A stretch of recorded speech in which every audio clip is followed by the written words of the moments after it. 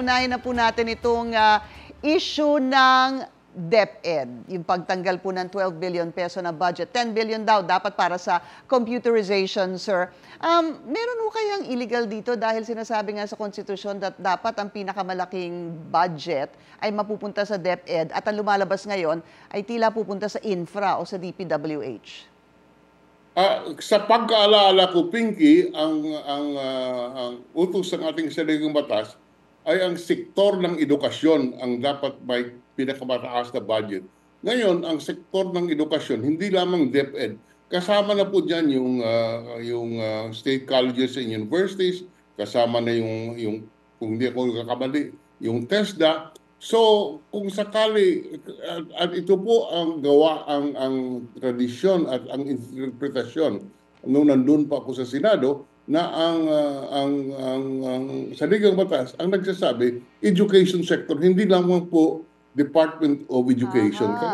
Okay. Kaya, sa aking tingin, defensible po yung ginawa. Ngunit, hindi po ako sang-ayon na dapat bawasan yung budget ng education at kailangan po natin malaki ang ating problema sa hanay ng edukasyon. Ang ating mga kabataan, mga estudyante po, 10 taon hindi marunong magbasa o doon sa isang exam, sa isang worldwide review, hindi ko alam, kulela tayo. So, we really need funding for the education sector. Regardless of the constitutional provision, kailangan po natin na punduhan ng ating sektor sa edukasyon. Kaya nga po tila sumama ang loob ni Senator, dating Senator at ngayon Secretary ng DepEd na si Sani Angara dahil sabi nga niya dapat daw i-bridge itong tinatawag na digital divide,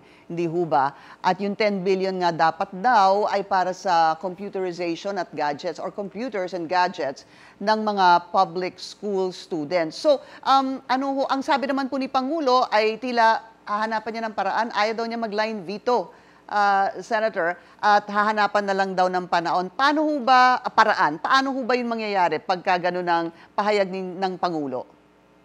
May kapangyarihan po ang Pangulo na gawan bigyan ng pondo ang DepEd. Paano po kapangyarihan po ng Pangulo na hindi mag-release ng item sa budget? Huwag natin kalimutan na ang budget ay authority to spend. Kung hindi po i-release ng Pangulo ang mga authorization sa mga bagay na sa tingin niya dapat hindi bigyan o pwede namang ihuli. Kung ano man ang pundong hindi nagamit doon sa item na yon ay pwedeng i-realign sa Department of Education. So, mayroon pong sapat na kapangyarihan ang Pangulo para mabigyan po ng solusyon itong nangyari sa budget ng Department of Education. Senator Drilon, ito pong lumubong pondo ng DPWH, lampas na daw ng 1 trillion ang magiging budget para sa DPWH. Ano ho ang inyong sentimiento o reaksyon hinggil dito? Yan pwede pong magkaroon ng line item dito ang Pangulo. Tingnan po niya ng gusto kung saan ba masyado namang malaki ang dinagdag ng ating mga kongresista at mga senador. Dahilan po, pagsabit ng budget ng Pangulo, ang mga infrastruktura ay nakalaan po, nakadefine po yan. Very specific. Yung tulay dito, yung kalsada doon, lahat po yan naka-enumerate doon po sa National Expenditure Program. Ang nangyayari, dinadagdagan ng ating Kongreso at ng ating Senado yung pundo para sa mga project sa DPWH.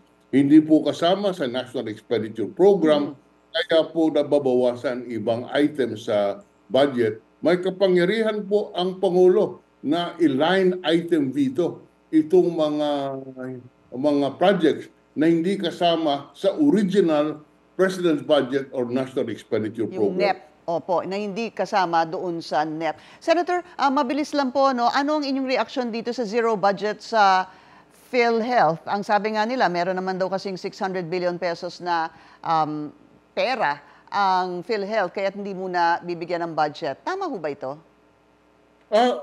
Tama po yan. Dahilan sa hindi kailangan. Kung hindi, ang implementasyon ng PhilHealth officials ay talagang malaki ang question na pwede nating ilabas. Halimbawa, ito may pundo ngayon. I think kung hindi ako nagkakamali, ang balita, 700 billion in reserve funds. Dapat bayaran nila yung mga dapat itaas nila yung benepisyo under PhilHealth. Pangalawa, bayaran yung mga hospital kung saan bilyon-bilyon ang iutang at gumawa ng paraan para ma-computerize fully ang ating PhilHealth operation para po mas maiwasan yung mga fraudulent claims. Ngayon, sa aking balita po at may nahawak akong dokumento, nagkaroon ng 137,766,000 na corporate expenditure budget, yung inapprove ng board or ng Pangulo ng Pag-ibig para po sa anniversary PhilHealth. party lang. 137,766,032 pesos. Sa akin po, this is immoral, this is indecent.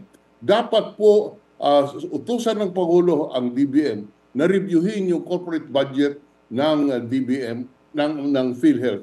At alisin itong 137 million because this is immoral and indecent. Opo. Senator, ang sabi po ng PhilHealth dyan, meron silang tugon at yan daw ay kanilang proposal pa lamang daw. So, makakausap po namin ang PhilHealth maya-maya at tatanungin po namin yan. Isang mabilis na tanong na lang po. I hope you don't mind, no, Senator, while you're on Zoom.